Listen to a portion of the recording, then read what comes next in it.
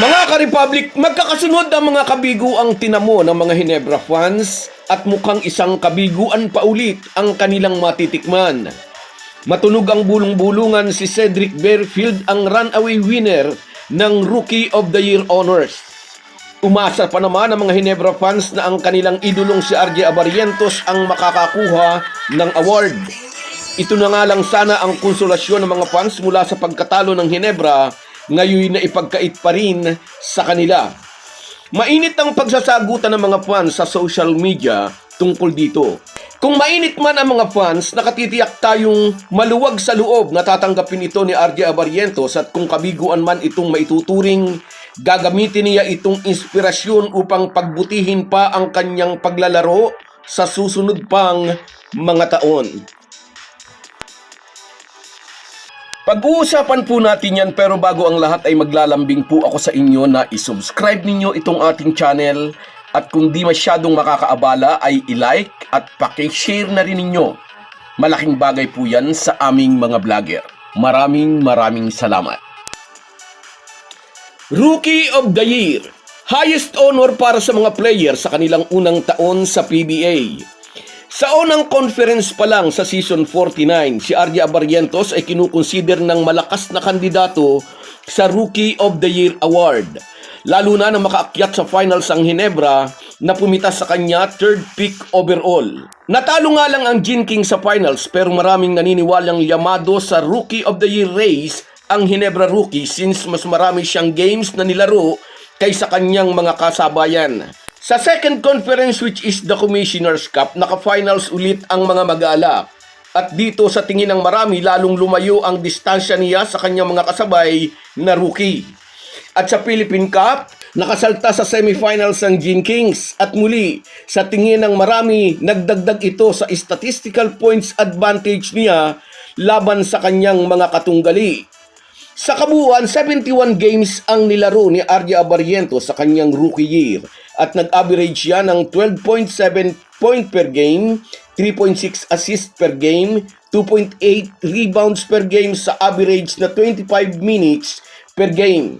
At ang pinakamalapit niyang kalaban sa Rookie of the Year Award na si Cedric Berfield, may 20 games lang sa buong season 49 with 18.4 points per game, 3.8 assist per game, 2.8 rebounds per game sa average na 31.9 minutes bawat laro. Sa bilang ng average points na i-multiply natin sa bilang ng laro, more or less, si RJ Abarientos ay nakatipo ng kabuuang 901 points. Samantalang si Cedric Berfield, ang kanyang 18.4 na i-multiply natin sa kanyang 24 games played sa buong season, mayroon lamang siyang 441.6 points sa kabuuan. 901 points kay Abarientos, 441 points kay Berfield. Dito pa lang, hindi natin lubos na maisip kung bakit si Berfield ang mananalong Rookie of the Year. Kasi raw, impact player si Cedric Berfield, katwira ng mga may ayaw kay RJ Abarientos. Katwira naman ng mga Hinebra fans, maraming scorer sa Gin Kings gaya ni na Scottie Thompson, Stephen Holt, Japit Aguilar at Troy Rosario, kaya madalas ay off the bench si RJ. Samantalang sa Blackwater, laging nasa starting unit si Berfield. Huwag na nating kwentahin ng iba pang statistics numbers, pero sa ating tingin isang malaking kabalbalan na ang player na 2 beses nakaakyat sa finals at isa sa semifinals ay mauungusan pa ng kapwa player na quarterfinals lang ang pinakamataas na narating. 30% ang media vote sa pagpili ng Rookie of the Year. Ibig bang sabihin, marami sa mga sports reporter na nagko-cover ng PBA ay nakitang mas malaki ang kontribusyon ni Cedric Berfield? Hindi rin natin masisisi ang mga Hinebra fans na nagsabing pati raw ba sa pagpili ng Rookie of the Year na flood control project na rin. Anyway, sakaling ang totoo ang naglalabasang report na si Cedric Berfield ang magiging Rookie of the Year, sa palagay natin ay wala naman itong magiging problema kay RJ Abarientos. Total, naging Rookie of the Year na naman siya sa Korean Basketball League. At kung nabigo man siyang makuha ang katulad na award sa sariling bansa, siguro'y gagamitin na lamang niya itong inspirasyon upang lalo pang pagbutihin ang kanyang paglalaro sa susunod pang mga taon ng kanyang karera. At ang kanyang uncle na si Flying A, hindi rin naman ito naging Rookie of the Year noong 1993. Si Jun Limpot ng Santa Lucia Realty ang tinanghal na Rookie of the Year ng taong iyon.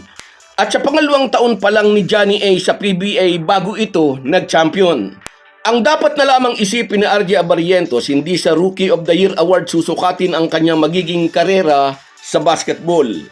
Ngayong magkakasama na sila ng kanyang uncle na si Flying A sa Ginebra, napakarami pa ng magagandang bagay ang naghihintay sa kanya. So guys, yan lang muna. Hanggang sa muli. Kung wala po kayong mga viewers namin ay walang magtatagumpay na vlogger. Kaya salamat po sa inyong panunood. Shoutout sa iyo, Merson Kabady Vlog. Ingat ka lagi dyan sa Oman, kabayan. Panay ang gala mo. Sa iyo rin, Norman Flores. God bless us all, idol. Salamat, nariyan ka ulit. Sa iyo rin, Ireneo Salangsang. Salamat, idol. Nanonood ka ulit sa akin. At sa iyo rin, Enrico de Guzman, mula naman ito sa Belgium. Tagabawan ito. Shout out sa iyo, idol. Sa iyo rin, shout out Borlagatan Donald na nasa Singapore. Ingat ka lagi dyan, kabayan. At sa iyo rin, shout out George Tolentino. Basta't Ginebra kami, sabi niya. Sa iyo rin, shout out Virgilio Martinez. Pride daw ang umiiral kay Tim Cone.